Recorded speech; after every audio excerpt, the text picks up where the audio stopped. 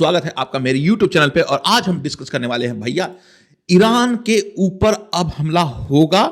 Donald Trump ने पूरी तरीके से प्लानिंग कर ली है कि अब ईरान का खात्मा लगभग तय है। लेकिन जिस तरीके से वेनेजुएला पर अटैक हुआ और उसके बाद से वहां के राष्ट्रपति को उठाकर ले गए भाई, और किसी ने चू तक नहीं किया, ना यूनाइटेड नेशन ने। और इसके बाद जो चल रहा था ना कि भाई चाइना सुपर पावर है, रसिया सुपर पावर है, इंडिया सुपर पावर है, सबकी बोलती बंद कर दी है। क्योंकि यहां पर क्लियर कट उसने संकेत दिया है अमेरिका ने कि भैया चाइना तेरी तो मैं लेके रहूंगा। और मैं पूरा डिटेल में समझाऊंगा दोस्तों। पहले मैप पर लेके चलता हूं। यहां पर ये मैप में आ जाते हैं दोस्तों। पहले ये देख लो, अमेरिका यहां पर है, समझ गए। और यहां से उसने, इस देश का नाम है वेनेजुएला। यहां पर उसके लिए बहुत आसान है किसी भी तरीके का अटैक करना। अमेरिका ने पहले क्या किया कि वेनेजुएला पर अटैक करने से पहले इस वाले जो सेक्शन है ना, यहां पर ये जो समुद्र वाला एरिया है, यहां पर अपने वारशिप तैनात कर दिए थे। मतलब ये है फ्लोरिडा, अमेरिका का एक राज्य। अभी फिलहाल डोनाल्ड ट्रंप यहीं पर है, छुट्टियां मना रहे हैं। और यहां से यहां पर अटैक करना उनके लिए बहुत आसान था, क्योंकि दूरी जो है इसके और इसके बीच में बहुत कम है और आसानी से मदुरो को उसने उठा लिया। अब वेनेजुएला के साथ जो हुआ है, क्या वही ईरान के साथ होने वाला है? समझ लेते हैं कि भैया ईरान है कहां। ये देख रहे हो ग्रीन कलर में, ये है ईरान। और भारत कहां है? अपना प्यारा भारत यहां पर है, चाइना यहां पर है। तो चाइना को यह लगता था कि एशिया में सिर्फ और सिर्फ वही एक सुपर पावर है। बट जिस तरीके से वेनेजुएला के साथ हुआ है ना दोस्तों, ये जो ईरान है ना, इसका खात्मा लगभग तय माना जा रहा है। रीजन मैं पूरा डिटेल में बताता हूं। इजराइल को यहां पर मैप नहीं किया है। ये देख रहे हो, एक छोटा सा देश है इजराइल, और ईरान के बीच में जबरदस्त लड़ाई हुई थी कुछ दिन पहले ही। उसके बाद से चुन चुन कर जिस तरीके से ईरान पर अटैक किया गया है, अगला नंबर मुझे लगता था कि ईरान का होने वाला है। बट बीच में ही उसने वेनेजुएला पर कब्जा कर लिया। मतलब अब डायरेक्टली और इनडायरेक्टली वेनेजुएला के तेल पर अमेरिका का राज होने वाला है।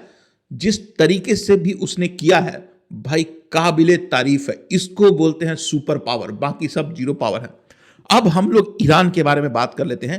ईरान महत्वपूर्ण हो जाता है अपने कॉन्टेक्स्ट देखिए, क्योंकि वेनेजुएला जो भी है वो इंडिया से काफी दूर है। इसका डायरेक्ट और इनडायरेक्ट कोई ज्यादा असर नहीं पड़ने वाला है। वेनेजुएला पर जो अटैक किया है अमेरिका ने, उससे एक तरीके से देखा जाए तो भारत को एक फायदा भी है। क्या फायदा है, मैं आपको लेके चलता हूं। Venezuela crisis, US grip on oil could help India recover $1 billion dues. मतलब अभी जो भारत है ना, उसका $1 बिलियन का ड्यूज वेनेजुएला पर बाकी था। और इसके बाद से उम्मीद यह जताई जा रही है कि अगर जिस तरीके से अमेरिका ने वेनेजुएला पर कब्जा किया है, तो भारत वहां पर ओएनजीसी के थ्रू वेनेजुएला में अपना इन्वेस्टमेंट कर रखा था, जो कि 2020 में ही वेनेजुएला पर सैंक्शन लगे थे अमेरिका के। उसके बाद से रिकवर करना थोड़ा मुश्किल था। बट ये वेनेजुएला पर अटैक सिर्फ और सिर्फ एक देश के लिए बहुत खतरनाक है, वो है चाइना। क्योंकि चाइना जो है ना, मतलब वेनेजुएला जो यहां पर देश आपको दिख रहा है, सबसे ज्यादा तेल किसको बेचता था? चाइना को बेचता था। चाइना को क्यों बेचता था? क्योंकि कोई और खरीदने लायक था ही नहीं। उसके बाद जो हाल, मान लो कि चाइना पूरी तरीके से निर्भर था वेनेजुएला पर तेल के लिए, तो एक विकेट डाउन हो गया। दूसरा हाल यही है, ईरान जो है ना, उसके ऊपर भी अमेरिका ने इतने ज्यादा सैंक्शन लगा के रखे हैं कि वो किसी और देश को तेल बेच नहीं सकता। उसका सारा ज्यादा से ज्यादा तेल कौन खरीद रहा है? चाइना। तो एक तीर से दो शिकार कर लिया है भाई अमेरिका ने। अब आ जाते हैं जो ईरान में अभी प्रोटेस्ट चल रहा है, उसमें मतलब अमेरिका का हाथ होगा या नहीं होगा, ये पूरा डिटेल में समझते हैं। पहले तो तुम समझ लो कि भाई इजराइल ने कुछ दिन पहले वहां पर अटैक किया था। उसके बाद इराक के बारे में आपको पता है? अमेरिका ही वहां पर राज करता है डायरेक्टली और इनडायरेक्टली। 2001 में यहां पर जिस तरीके से अभी वेनेजुएला के राष्ट्रपति को उठा के ले गए थे, उस तरीके से सद्दाम हुसैन को भी यहां पर मौत की सजा दी गई थी। मैं चाहूंगा कि वेनेजुएला के जो राष्ट्रपति उनको मौत की सजा न दी जाए, बट एनीवे अभी वो हथकड़ी में जकड़े हुए एक राष्ट्रपति को उठा के ले गए हैं। अब चारों तरफ से अमेरिका ने ईरान को कैसे घेरा है वो समझ लीजिए। पहले जो यहां पर सीरिया है वहां पर सत्ता परिवर्तन हो गया है, वो अमेरिका के अंडर में है। दूसरा इराक जो ऑलरेडी अमेरिका के साथ है, और यहां पर जो ये कतर मुल्क दिख रहा है ना, कतर में पूरी की पूरी अमेरिका की जो एक फ्लीट होती है उसके कमांडर यहीं बैठते हैं। तो अमेरिका ने चारों तरफ से इसको घेर लिया है। उसके बाद अपना प्यारा देश भारत के बगल में जो नॉट सो प्यारा देश है पाकिस्तान, आपने सुना होगा कि डोनाल्ड ट्रंप ने वहां के जो तानाशाह हैं और राजा हैं जिनका नाम है आसिम मुनीर, उनको लंच करवाया था। लंच किस लिए करवाया था? अब धीरे धीरे समझ में आ रहा है दोस्तों, समझ में डायरेक्टली यही आ रहा है कि पाकिस्तान का प्रयोग किया जाएगा। ये देख रहे हो ईरान और पाकिस्तान के बीच में क्या चल रहा है। यहां इस वाले एरिया में ईरान के सारे विद्रोही लोग रहते हैं, तो पाकिस्तान का प्रयोग करके ईरान से यहां पर मतलब आपको इंसर्जेंसी क्रिएट कराई जाएगी। और ये तुर्कमेनिस्तान है और ये है अजरबैजान। अजरबैजान के साइड से भी ईरान पर कब्जा करने की पूरी तैयारी चल रही भाई। और इतना ही नहीं, ये जो इराक है मतलब एक इराक, अजरबैजान और पाकिस्तान। अफगानिस्तान के बारे में उतना मैं कह नहीं सकता, तुर्कमेनिस्तान भी शायद एक न्यूट्रल देश है। चारों तरफ से अमेरिका यहां पर ईरान के खिलाफ पूरा प्रदर्शन करने के लिए रेडी है। अब आ जाते हैं दोस्तों चाइना के बारे में। चाइना ईरान से अपना बहुत ज्यादा तेल खरीदता था और करोड़ों अरबों रुपए इसने इन्वेस्ट कर रखे हैं ईरान में। तो अमेरिका ने सबसे पहले जो वेनेजुएला था, जहां पर चाइना का लगभग डायरेक्टली और इनडायरेक्टली किसी और के साथ व्यापार नहीं कर सकता, उसका कब्जा था। अब हम आ जाते हैं भाई ईरान के बारे में। ईरान के बारे में कैसे समझ लेते हैं भाई?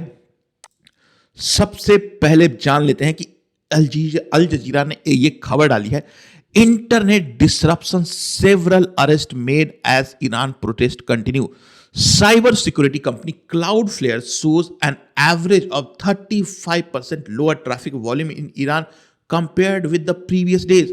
मतलब ये जो डाटा है ना, इंटरनेट वहां पर बंद कर दिया गया है ईरान में, और इस तरीके से जो ईरान की सरकार है अपनी जनता में जो अनरेस्ट हो रहा है उसको दबाने के लिए ना जाने कितने प्रयास कर रहा है वो। उसके बाद राइट ग्रुप से at least 16 people have been found dead in Iran during week of protest.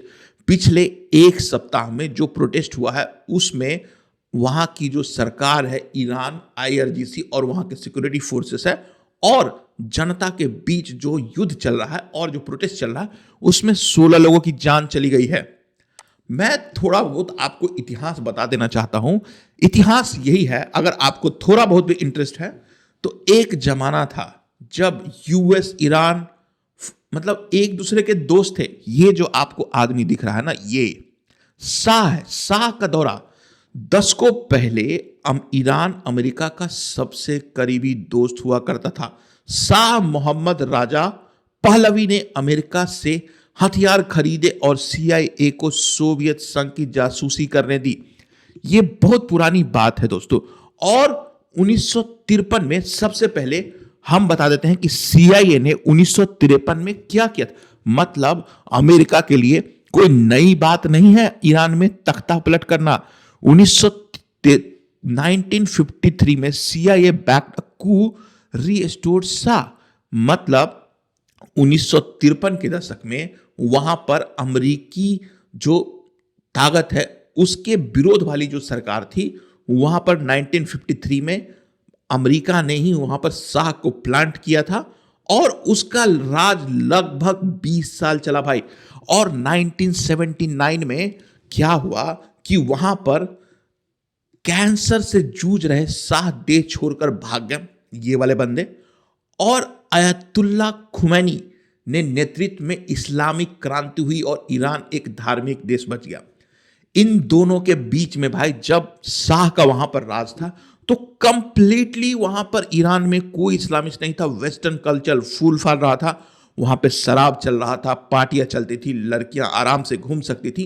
But ये जो मुल्ला लोग हैं ना 1979 में, क्योंकि ईरान एक कंजर्वेटिव कंट्रीज है और वहां पर रेवोल्यूशन हुआ और परिणाम स्वरूप भाई गजब ही हो गया, वहां पर सत्ता पर काबिज हो गया ये टेररिस्ट। मैं इसको टेररिस्ट ही बोलता हूं, मैं नहीं बोलता, मतलब अमेरिका ने जो पूरे के पूरे ईरान की सरकार है ना उसको टेररिस्ट बोल रखा है और ईरान ने भी अमेरिका सरकार को टेररिस्ट बोल रखा है। और एक महत्वपूर्ण घटना बता देता हूं, 444 दिन 444 डेज जब 1979 में ईरान में क्रांति हुई थी ना, तो कुछ छात्रों ने अमेरिकी जो दूतावास है उस पर कब्जा कर लिया था और अमेरिकियों को बंधक बना लिया था। यह बहुत ही फेमस कांड है दोस्तों, इस पर एक मूवी भी बन चुकी है जिसका नाम है आर्गो। तो हुआ क्या था, शाह चले गए थे अमेरिका और वहां पर खुमैनी का कब्जा हो गया था। खुमैनी का जब कब्जा हो गया तो जो ईरान की एम्बेसी, ईरान में जो अमेरिका की एम्बेसी थी ना, उसको चारों तरफ से घेर लिया गया और बोला गया अमेरिका को कि भाई शाह को हमें वापस दे दो, नहीं तो इनको नहीं छोड़ूंगा। समझ लो 444 दिन, एक मतलब पूरे के पूरे एक साल तक पूरी एम्बेसी में जितने भी लोग थे वो ईरान में समझ लो बंधक बनाए जा चुके थे। इनको अटेम्प्ट करने के लिए 90s में 88 और 89 में अमेरिका ने जिमी कार्टर की सरकार के दिन वहां पर अपने कुछ प्लेन भेजे थे रेस्क्यू करने के लिए, जो कि नाकामयाब होता और अंततः जिमी कार्टर की सरकार चली गई थी। भाई ये बहुत ही रिस्की काम होता है। उसके बाद ईरान और इराक का युद्ध भी हुआ। अमेरिका ने सद्दाम हुसैन का समर्थन किया। भाई जियो पॉलिटिक्स में ना कोई किसी का बाप होता है ना किसी का दोस्त होता है। ईरान और इराक का युद्ध भी हो चुका है और जिसमें अमेरिका ने सद्दाम हुसैन का साथ दिया था। टैंकर वार, अमेरिका ने समुद्र में ईरानी जहाजों पर हमला किया और गलती से एक यात्री विमान को भी मार गिराया। भाई ये थोड़ा डिबेटेबल है, ये शायद गलत न्यूज है, क्योंकि ईरान ने गलती से एक यूक्रेनियन जहाज को गिरा दिया था, वो दूसरी कहानी है भाई। अब आ जाते हैं परमाणु विवाद, क्योंकि जो सबसे बड़ा विवाद इजराइल और ईरान के बीच में यही है कि ईरान को किसी भी कीमत पर हम वहां पर एटम बॉम्ब नहीं बनाने देंगे। और अमेरिका ने 2015 में डील, समझौते की उम्मीद, ओबामा के साथ रिश्ते सुधरे, परमाणु डील भी हुआ। लेकिन 2018 में जैसे ही डोनाल्ड ट्रंप की सरकार बनी उसने इससे एग्जिट कर लिया। उसके बाद वर्तमान में खतरा यह है कि IAEA ने चेतावनी दी है कि ईरान के पास अब 10 परमाणु बम बनाने जितना मटेरियल हो सकता है। तो इसको नस्तो नाबूद करने के लिए 6 महीने पहले डोनाल्ड ट्रंप की सरकार ने ईरान पर डायरेक्ट अटैक कर दिया था। अभी ईरान बुरी तरीके से एक तो चारों तरफ से मैप में घिर चुका है। दूसरा रीजन यह है कि विरोध हो क्यों रहा है। एक तो है कि बाहरी तत्व, वो बाहरी लोग वहां पर प्रतिबंध और मतलब प्रोटेस्ट करवा रहे हैं, लेकिन जो मेन रीजन है ना, अमेरिका ने जिस तरीके से सैंक्शन लगा रखे हैं उस तरीके से जो ईरान है वहां पर महंगाई 40% बढ़ चुकी है और पेट्रोल के दाम भाई वो आसमान छू रहे हैं। क्योंकि तेल खुद बनाता तो है, तेल होता तो है, बट वहां पर क्या है, पेट्रोल जो है ना रिफाइन करने की कोई काबिलियत नहीं है। सिर्फ और सिर्फ धर्म का नंगा नाच करते हैं ये लोग, कोई टेक्नोलॉजी नहीं, कुछ भी नहीं, सब बेरागर है। खाने के लाले पड़े हुए हैं, लोग भूखे मर रहे हैं। मतलब साफ है दोस्तों। 2022 में भी इसी तरीके का प्रदर्शन हुआ था। जब हुआ क्या था कि महसा अमीनी से अब तक शुरुआत महंगाई के विरोध में हुआ था। महंगाई का विरोध, शुरुआत में विरोध केवल महंगाई के खिलाफ था, लेकिन नारे सरकार विरोधी लगे। 2022 में एक महिला थी महसा अमीनी, एक चिंगारी की तरह 22 साल की इस महिला के साथ इन लोगों ने क्या किया पता है, वो हिजाब नहीं पहनी थी तो इनको मार दिया। उसके विरोध में ईरान में बहुत दिनों तक प्रदर्शन चला, जिसमें बहुत सारे लोगों की मौत हो गई और उसने किडनैप कर दिया।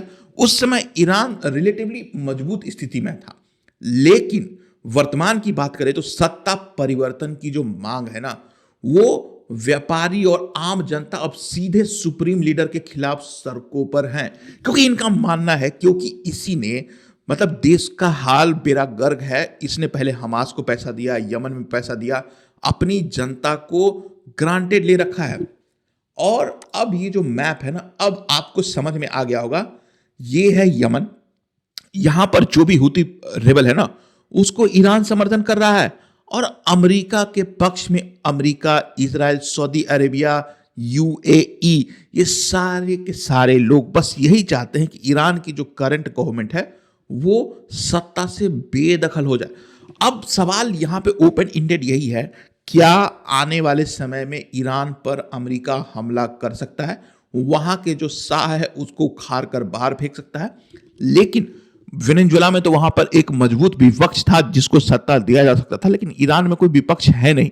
तो देखना पड़ेगा दोस्तों। और इसमें जो रोल है इराक का, पाकिस्तान का और अजरबैजान, इन तीनों का बहुत महत्वपूर्ण हो जाता है। तुर्की भी साथ में है भाई। चलो देखते हैं ईरान के साथ आने वाले समय में क्या होगा। अब आ जाते हैं भैया अपने भारत के बारे में। भारत के बारे में बात करेंगे बाद में। चीन और रूस की जो चुप्पी है ना, वो भी सिग्नल दे रही है कि ईरान का लगभग तय है जाना। चीन व्यापार पर मदद नहीं, no trade deal, no aid. मतलब ईरानी तेल का सबसे बड़ा खरीदार है कोई, वो कौन है? वो चाइना है।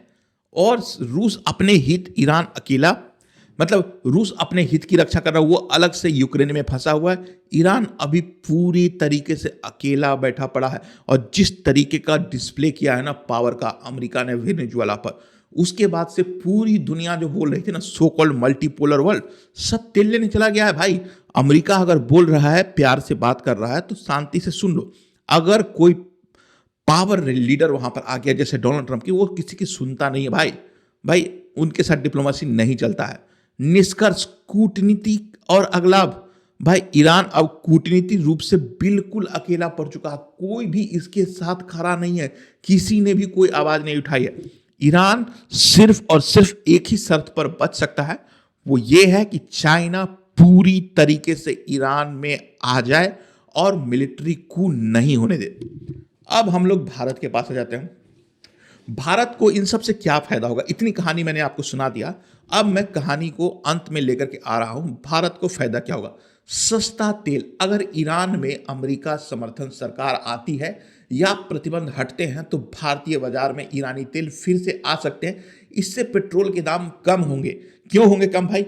ईरान जो है ना, नक्शे पे देखो, इंडिया से ईरान तक जाना बहुत आसान है। यहां से आसानी से तेल खरीदा जा सकता है। यहां पर गुजरात से निकलेगा और यहां तक जाएगा, तो कॉस्ट ऑफ मतलब शिपमेंट है ना, वो कम हो जाएगा। अभी क्या है, इंडिया यहां से होते हुए ऐसे जाकर के यहां रसिया से तेल खरीद रहा है, समझ रहे हो? तो एक तो मार्केट में आ जाएगा। वेनेजुएला के साथ भी तेल खरीदता था, वो बहुत दूर से आता था, ऑब्वियस सी बात है वो महंगा होगा। तो भारत के लिए तो एक बात हुई।